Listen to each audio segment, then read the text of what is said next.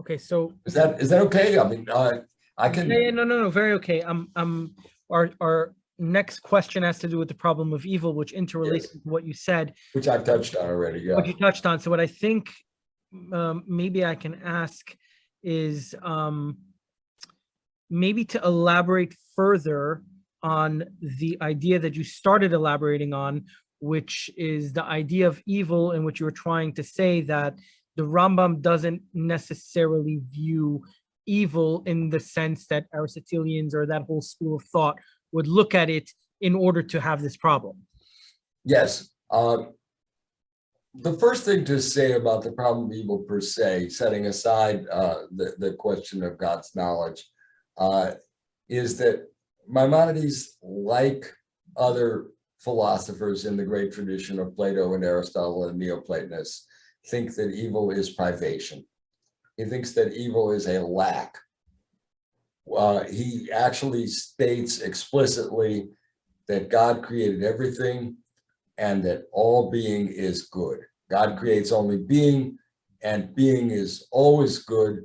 And he quotes from the Torah, Vayar Elohim ki tov, that God saw that he had created and saw that it was good. So he relies on that statement in a very strong sense, not just that God was satisfied with what he made, but that reality as a whole is good. But reality is filled with finite beings, and those finite beings are going to be vulnerable. They're going to be in competition with each other. They're not going to live forever. Like other philosophers of both Jewish and Islamic traditions, he believed that, and this in the rabbinic literature too, he believed that that even death has an appropriate function in the world, and he interprets that in Aristotelian terms. Let me spell that out. You know, at the end of the account of creation in Genesis, when it says that God saw everything that he had made, after he made the human beings, he saw that it was very good. And the word for very good in Hebrew is tov meod. And the rabbis do a play on words with that. They take meod as if it said ki tov mavet, that death is good. Why is death good? Well, death is a part of the pattern. It's part of the nature of things. But in Aristotelian terms, which Maimonides uses, death allows for the continuation of nature. Everything in nature is constantly changing forms. That's the origin of evil. And from a perspective of this thing, the birth of this thing requires the death of that thing. The death of this thing is the birth of something else. So just in terms of physics and chemistry, the ongoing rhythms and cycles of nature are constantly involving that kind of turnover. And we're part of that. We don't live forever. Species do by the grace of God, but individuals can't live forever because they're made out of matter, and matter can't last forever, as Galen had argued. And as we know, if you know the second law of thermodynamics, Rambam doesn't know that one, that it wasn't worked out until Lord Kelvin in the 19th century. But if you know the second law of thermodynamics, then you won't have to say it's a matter of blood and menstrual blood. You know, we know that the ovum is not menstrual blood, and we know that semen is not what they thought it was. But the point about matter still holds true. Only now we know of it in terms of the fact that the patent office is not going to accept an application for a perpetual motion machine because of the second law of thermodynamics. Things run down, systems run out. And the interesting and important thing for the Rambam is that the fact that this system is going to run down means it's going to be replaced by another system, and the world will go on. And by the grace of God, it'll last as long as God chooses to let it last. And he believes, as Plato did, that it's going to last forever, because God doesn't really want to destroy. God's going to take responsibility for what he made. That's a very important view, very sort of optimistic view about creation that the Rambam holds. And unlike Christians, he doesn't believe that creation is fallen. He doesn't believe that it's inherently rotten. He doesn't believe that it's inherently sinful. He believes that it's all basically good, but it's all made up of finite beings and they cannot last forever. That's an important part of the idea of the problem of evil. I'm going to say a little bit more because he deals with the problem of evil in part 3 of the guide in his brilliant discussion of the book of Job, which is a book about the problem of evil. When Sadra wrote his commentary on the book of Job, which I translated from the Arabic, and you can read it in the Yale Judaic series, he called it Kitab al-Tahdil in Arabic, Kitab al-Tahdil, which means the book of theodicy. Theodicy is what, in Milton's language, the attempt to justify the ways of God to man.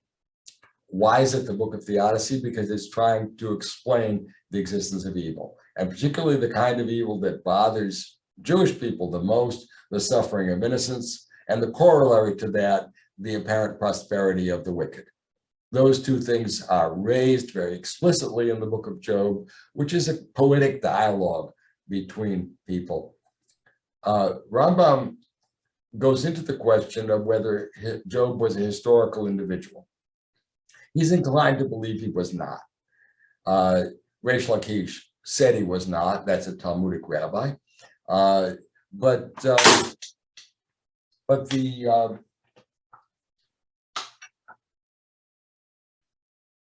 the issue is not whether, the issue of the book of Job is not whether Job was Jewish or non-Jewish. He probably was non-Jewish. The issue is not whether he existed or not. He probably was a fictional character. However, the real issue is that Job raises the question about the suffering of innocence, and as he goes on in his dialogue with his friends about the apparent prosperity of the wicked. How do you explain that? Well, Rambam says, whether you believe the book is fictional or nonfiction, you've got to recognize that the frame tale about the Satan and God's wager with the Satan and so forth, he says that's all allegorical. Then the question arises, what does that figure of the Satan represent? And he notices a little interesting textual nuance in the book of Job. It says that the sons of God, B'nai Elohim, came to visit God and they were having this discussion and so forth. But it also says that the Satan came along with them. It says that in similar language twice. And Rambam picks up on that. He says what that shows you is that evil is a concomitant of good. There is no evil angel. Sadra had proved that. There is no principle of evil. There is no kind of anti-God or counter-God like in Zoroastrianism. Evil is a concomitant of good. It's what comes along with the gift of finite being. If you recognize that, you'll see what Job, until his final epiphany at the dramatic end of the book of Job, didn't know. And Maimonides famously says, Job was a good man, but it never tells you that he was a wise man. Why? People get very insulted about that. The point about that is that Job didn't really understand what real good and real evil consist of.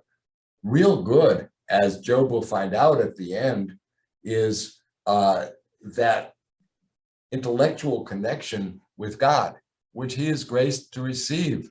A rare opportunity. He wants God to explain things to him, and God does actually appear to him and speak to him. Not something that happens to everybody.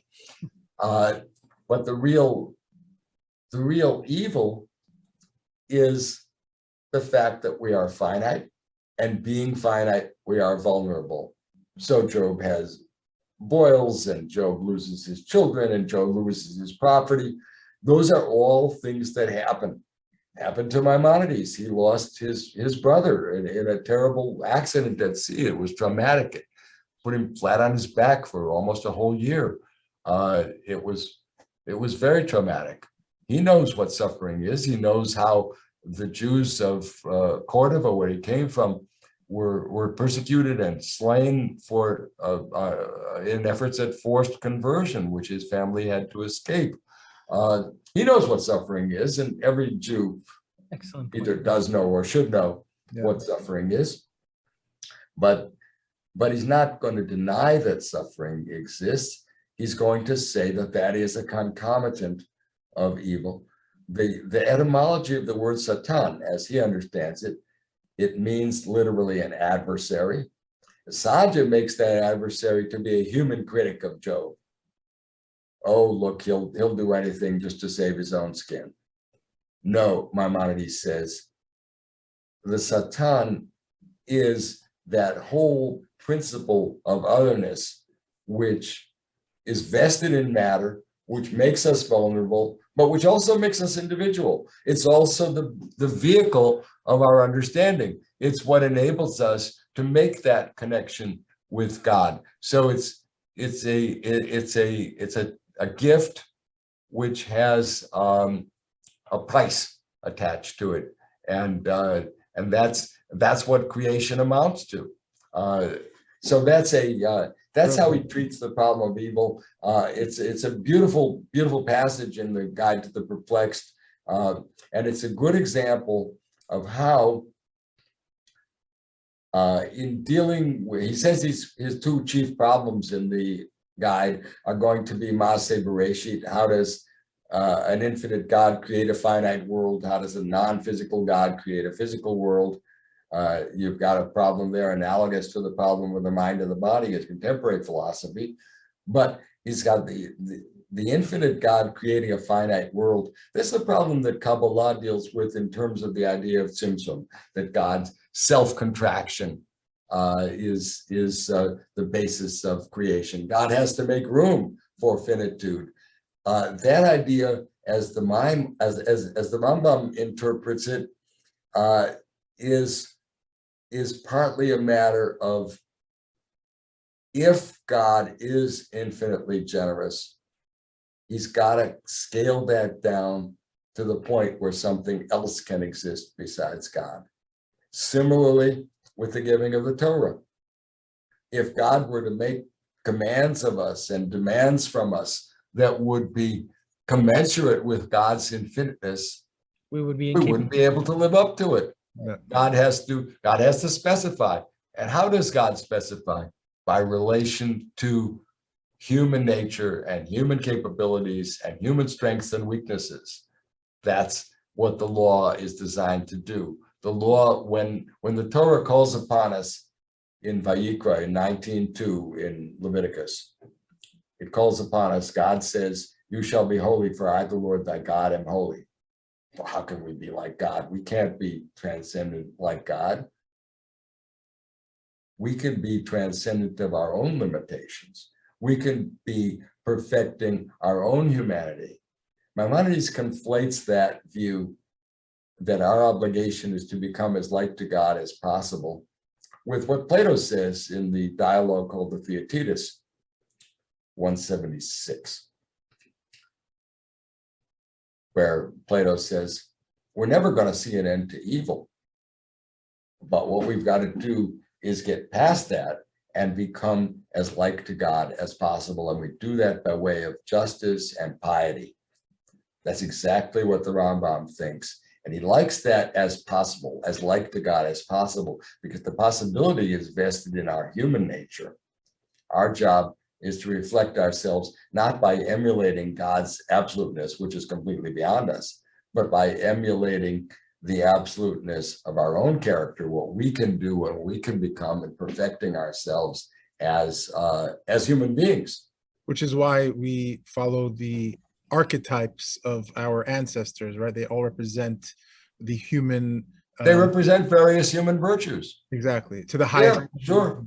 Right. Like Abraham represents generosity and hospitality, for example, and you've got kindness, you've got other virtues, but also to Maimonides, Abraham also represents intellectual understanding and intellectual integrity and intellectual honesty, because he rebels against the idolatry of his own culture that he was raised in, and finds his way. Abraham, for Maimonides, represents the original philosophical natural theologian, because he has to find his way to God, not by dogma and not by culture. He was not taught in that culture that there was one God. He had to figure this out for himself.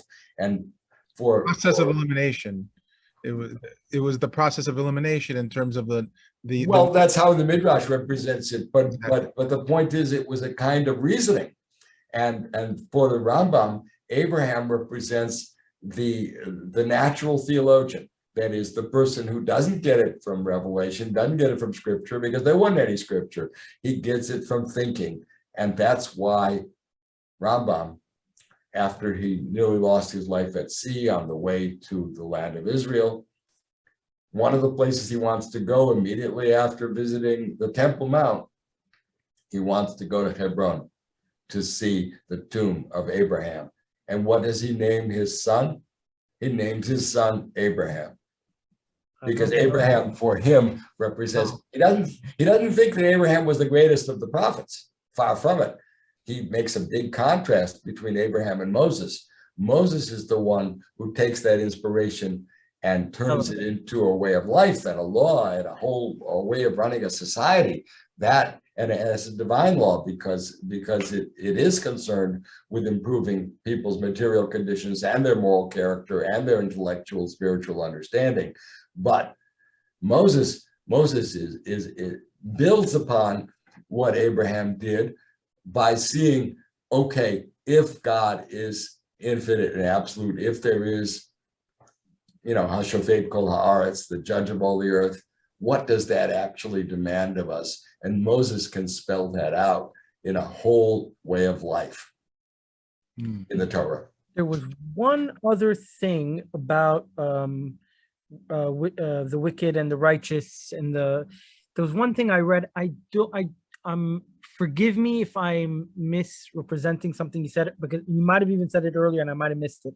But there was something which I didn't think I heard now, which I thought was really important, which is you were talking about in one of your books that when the wicked prosper and the righteous suffer, yes, characterization of when a wicked person prospers, that's not supposed to be viewed as a reward.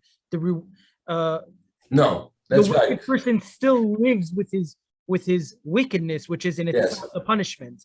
I think we've all observed that if we've had enough experience of life, the real punishment of the wicked is that they have to live with themselves. Precisely. Yeah, I think that's right, and that's what you and I are saying. I don't find that in the text. However,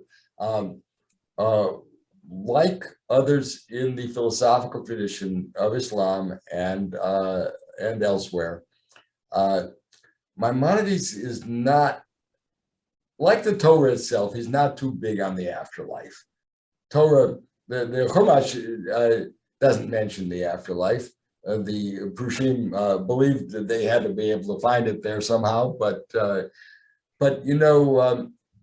when Moshe Rabbeinu led the people out of Egypt, he knew a culture that was focused on death. There's very little about death in the Torah. A little bit of hygienic stuff about burying the people quickly, a little bit about the dignity of the human body, not leaving people up on the scaffold to be eaten by the crows. But the issue of death is the least important of the many issues that the Torah deals with. And I think, pardon? It represents evil also in many ways. Yeah, sure. But Egyptian culture was so focused on death and the afterlife that you could see the reaction against that in the Mosaic Torah. That's why it keeps calling itself a book of life. It's a book of life, not of death. And our priests are not allowed to go near the dead, which is there you go. Yeah, nice point. Nice point. Well, okay. So if I talk to my Christian friends, and I live here in the buckle of the Bible Belt, so they'll often say, not my Christian friends, but let's say Christians that you just met. Oh, you're Jewish, aren't you? Well, what do you believe about him? You know who they mean by him. They mean Jesus.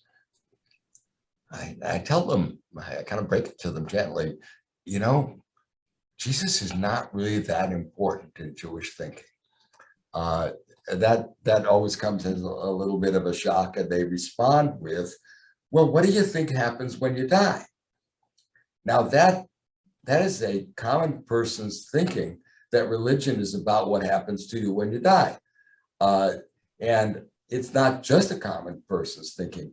A great philosopher, Immanuel Kant, who should have known better, says that Judaism is not a religion because it's not so interested in the afterlife.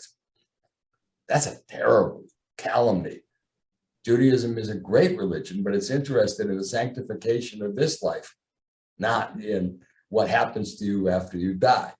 Well, I'm not saying that there are Jewish doctrines about an afterlife, but it's not in the Chumash, and it's not a central theme. It's not the problem of life.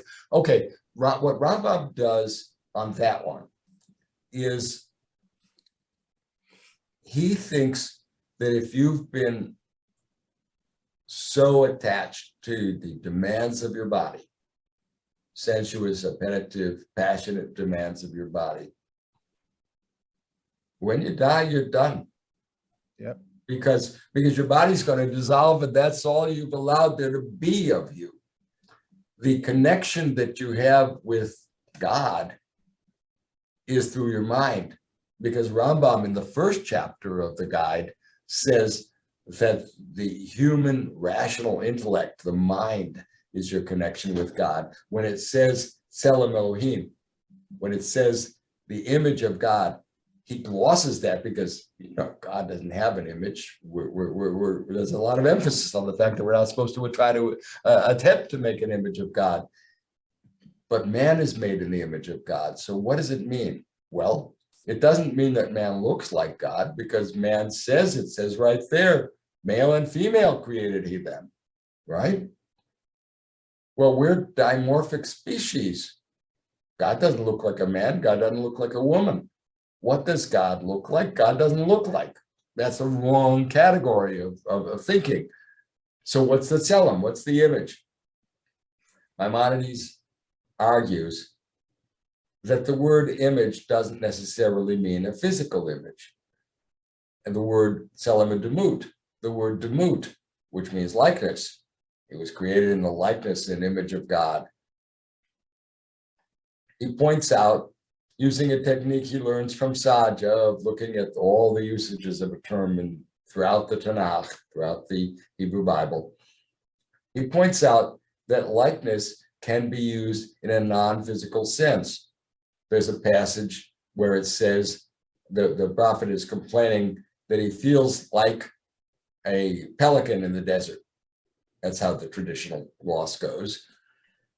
He doesn't mean that he looks like a pelican in the desert. He means he feels like a pelican would feel if he were in the desert, because a pelican is a sea creature, and he's far from his natural habitat, and he feels desolate and forlorn.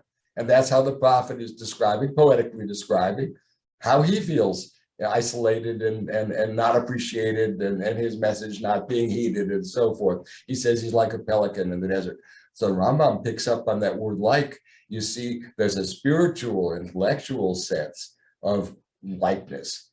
And it's that likeness which is intended when it tells you that the mind is your link with God. The mind, he says, is your key to immortality. He does believe in immortality. It might be a kind of individuated collectivity. He hints at that with passages he quotes from Ibn Bajjah and other philosophers, and from Plato himself. But the immortality, you know where it says, the wonderful passage, wonderful Maimonidean gloss, that when Adam and Eve left the Garden of Eden, an angel appointed there, and the angel has a sword, and the sword is spinning. And Maimonides pictures the sword spinning on its vertical axis. and there's light coming from there, like the scintillation you might see on the light on a strobe light or on a light on the roof of a cop car. What's that supposed to be? That traditionally, that sword is supposed to mean that you can't go back, you can't get eternal life. That's the way it's usually interpreted. No, but that sword is giving you access because it's giving you that light flashing.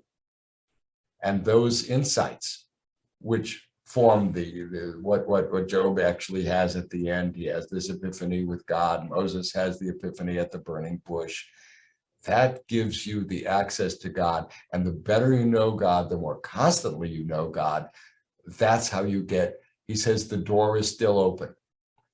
You haven't been barred from eternal life. You can get eternal life, not in the sense that the serpent thought he was promising by making you godlike because whatever I do is fine because it's what I chose. No, it's because your mind is putting you in touch with God. You can strengthen that connection, or if you follow your appetites and passions and conventions, you can weaken it to a thinner and thinner strand until ultimately it breaks. He doesn't believe, as Sadia did, that you go to hell if you're wicked. He thinks that you just dissolve. That's bad enough. Hell is the absence of the afterlife, basically. Yeah. You've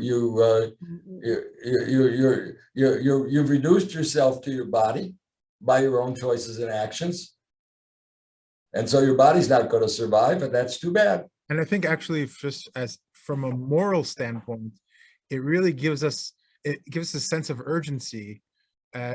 Because in terms of, let's say, for example, to contrast it with what came later by the Kabbalists with reincarnation, there is no sense of urgency because you always get another shot. You'll eventually get there. It's just about how long you want to take it through. Yeah, the great Christian theologian of the second century, Origen, believed that.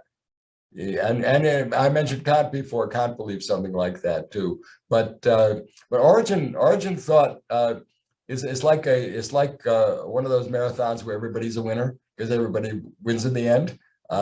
Exactly. But you don't get enough time on earth to. Rambam says if it weren't for tradition and poetry and prophecy, and everybody had to figure it out for himself.